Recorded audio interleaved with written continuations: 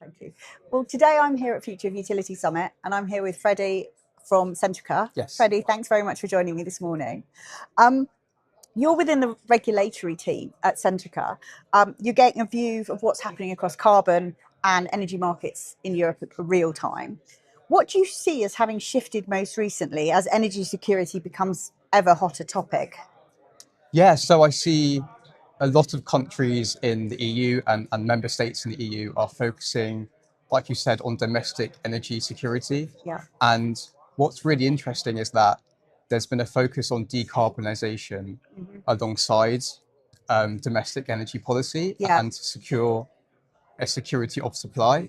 And so, because essentially what we know now is that the market price is set by the most expensive form of generation called upon, which is usually gas peaker plants.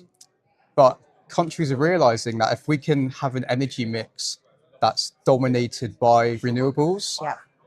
where solely renewables can meet total demand, Yeah. then that can really lower the wholesale market price. Yeah. And what's really interesting is that alongside that, you need battery storage, Yeah. because renewables like solar and wind, they're weather dependent.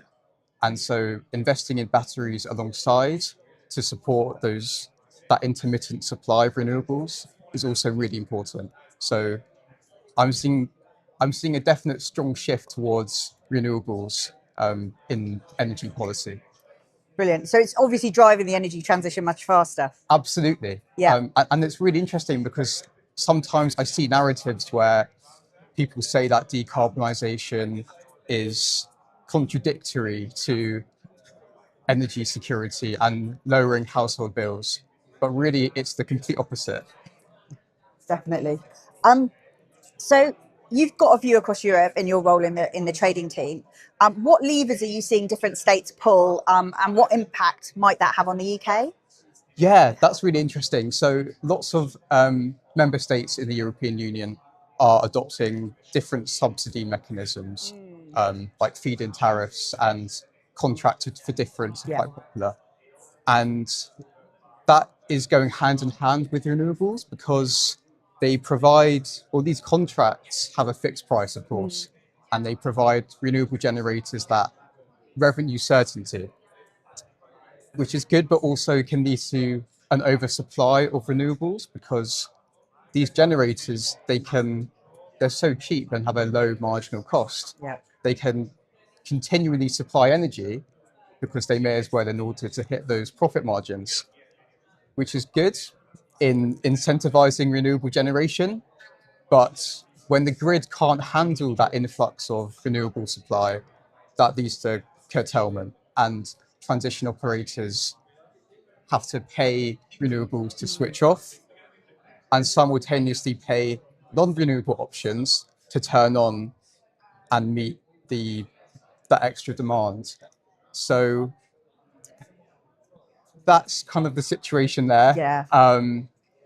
And yeah, I think that's why it's really important to realize, like before there was a talk by the EDF Yep. CEO, who I completely agree with. He said that we have the electricity infrastructure, but we need to invest in grid capacity. Yeah.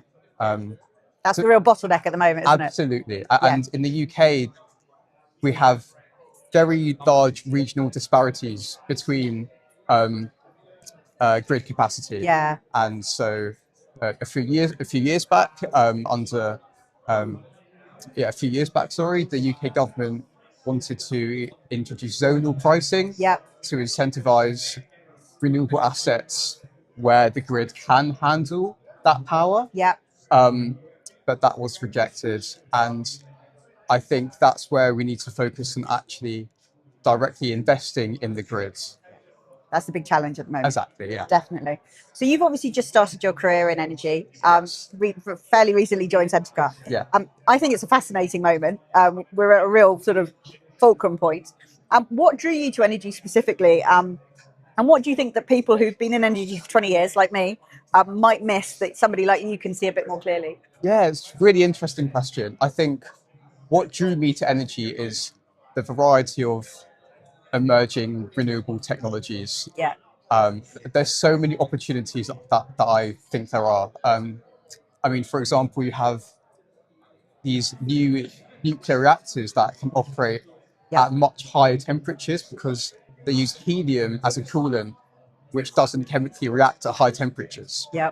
And so they still use nuclear fission, but because they can operate at high temperatures, they're much more efficient when when generating electricity from fuel. So you have that technology. And then this is where I think I might see it a bit different, is that I'd like to focus on how technologies can work together. Yeah. So if nuclear is more efficient, then that's where you can introduce pink hydrogen, because nuclear can then supply both heat and electric to Yeah. electrolysis, and then you get pink hydrogen. And that's what excites me, is how different technologies can work together in the energy system, rather than in isolation. Love it. Love your enthusiasm. We need enthusiasms like that in the sector. So welcome and brilliant. Thank you very much, Thank you Freddie. very much. Thank you.